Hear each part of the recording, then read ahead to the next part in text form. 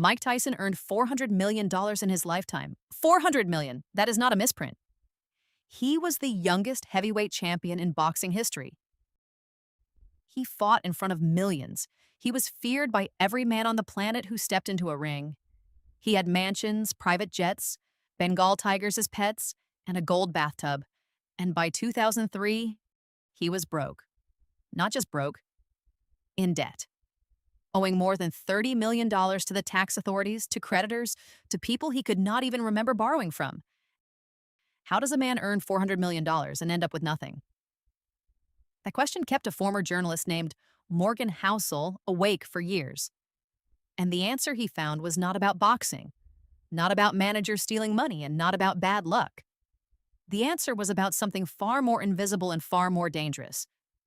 The way Mike Tyson thought about money. The way almost all of us think about money. And how those thoughts, left unexamined, will quietly destroy everything we build. This is the psychology of money, and what you are about to hear is the untold truth about why earning more almost never solves the real problem. Mike Tyson was not alone. 50 to 70% of professional athletes go broke within 5 years of retirement. MC Hammer earned $30 million and filed for bankruptcy.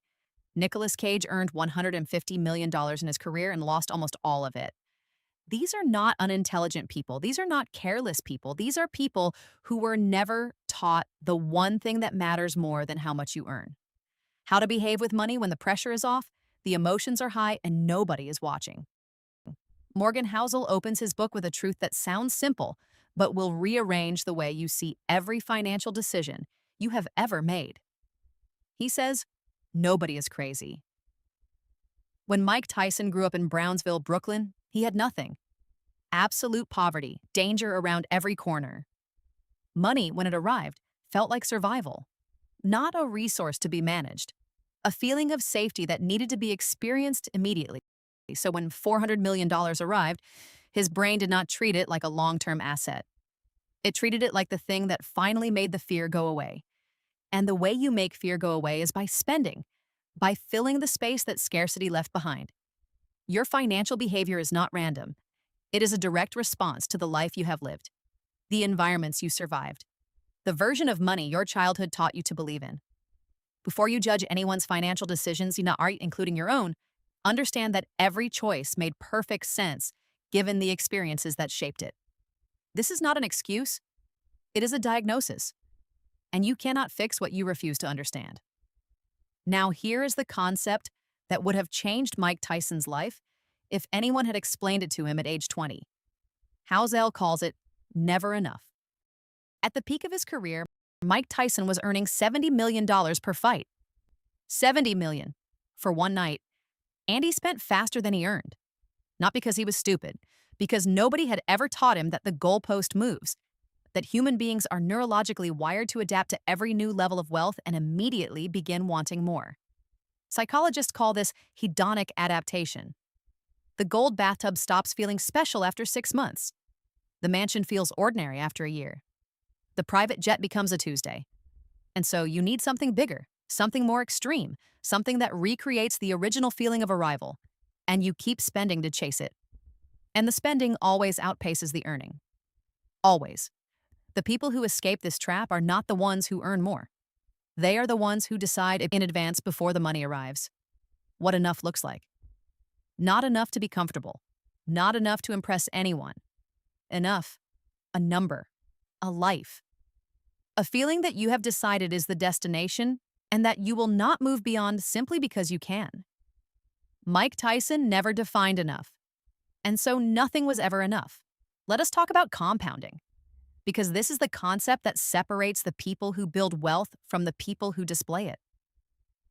Warren Buffett is worth over $100 billion. Most people attribute this to genius, to a supernatural ability to pick stocks. But here's the real number. Buffett made his first investment at age 10, and over 90% of his entire net worth was accumulated after his 65th birthday. Not because he suddenly got smarter at 65. Because he gave compounding, the process of earning returns, enough time to work. If Buffett had started investing at 30 and retired at 60 like most people, he would be worth approximately $11 million. Still rich, but not the wealthiest investor in human history. Mike Tyson earned his money in a compressed window, his 20s and early 30s. He spent it as fast as it arrived. He never gave a single dollar enough time to work for him. The money never had the chance to compound. It was consumed before compounding could begin. This is one of the most devastating financial patterns there is. High earning, high spending, zero patience, because it leaves you with nothing when the earning stops. Now, here is a distinction that will explain not just Mike Tyson, but almost every financial tragedy you have ever witnessed. Housel draws a clear line between getting wealthy and staying wealthy, and he argues they require completely opposite skills. Getting wealthy needs boldness, risk, the willingness to put everything on the line and bet on yourself. Mike Tyson had all of those qualities in abundance inside the ring. But staying wealthy needs humility, the quiet recognition that what brought you here can take you away. The ability to protect what you have built, even when everything around you is telling you to spend, to leverage, to expand. Mike Tyson's trainer taught him how to win. Nobody taught him how to protect the winnings. He knew how to get the money. Nobody around him knew how to keep it. Survival, Housel argues, is the most underrated financial skill. The ability to stay in the game, to still be standing when the storms arrive, is worth more than any individual winning bet. Because if you stay in the game long enough, compounding has time to work. If you get knocked out, the game ends. And unlike boxing, in the financial ring, the knockouts are permanent. Let us talk about something Mike Tyson understood inside the ring but never outside it. Housel calls it room for error. Every great boxer maintains a margin of safety. You do not walk directly into your opponent's best punch. You keep distance. You maintain angles. You protect yourself even when you are winning. Mike Tyson in the ring was meticulous about this. Mike Tyson with money had zero margin of safety. He spent every dollar that arrived. He took on debt. He signed contracts that assumed the income would never stop. When the income slowed, when the fights became fewer, when the pay-per-view numbers dropped, there was no buffer, no cushion, no room for the plan to go wrong, and plans always go wrong eventually. Building room for error into your financial life is not pessimism. It is the most optimistic thing you can do. It is saying, I believe my future is bright enough to protect. I am going to build a financial life that can absorb a shock without collapsing. Save money you have no specific plan for. Keep expenses below what you can afford. Build a gap between your income and your spending. That gap is not money wasted. That gap is freedom.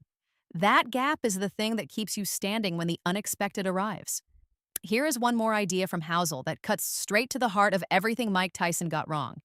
He calls it the man in the car paradox.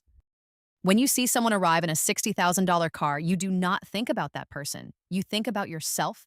You imagine how you would feel in that car, what people would think of you. The driver is almost invisible. Nobody is admiring them.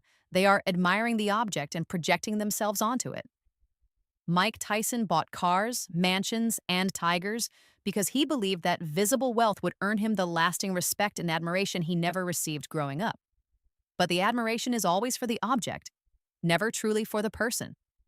The moment the object disappears, the admiration disappears with it. True wealth, Housel says, is what you cannot see. It is the investment sitting quietly in the background, the savings account nobody knows about, the money that was not spent. Wealth is built in private. It is destroyed in public. Mike Tyson built his entire identity on the public display of wealth. And so when the money went, so did everything he thought money had given him. So what is the lesson? What would Morgan Housel have told a 22-year-old Mike Tyson sitting across from him at a table with his first $70 million check? He would have said this: decide what enough looks like before the money arrives, not after. Spend less than you earn, not just when times are tight, but especially when times are good. Give your money time by investing early and leaving it alone. Build a life that can survive a shock. And understand that the respect you are seeking will never come from the things you buy. It will only ever come from the person you become when nobody is watching. The money was never the problem. The psychology was. And the psychology of money does not care how talented you are, how hard you fought, or how much you earned. It only cares about how you behave. And behavior, unlike talent, is something every single one of us can change. So I hope you learned from this.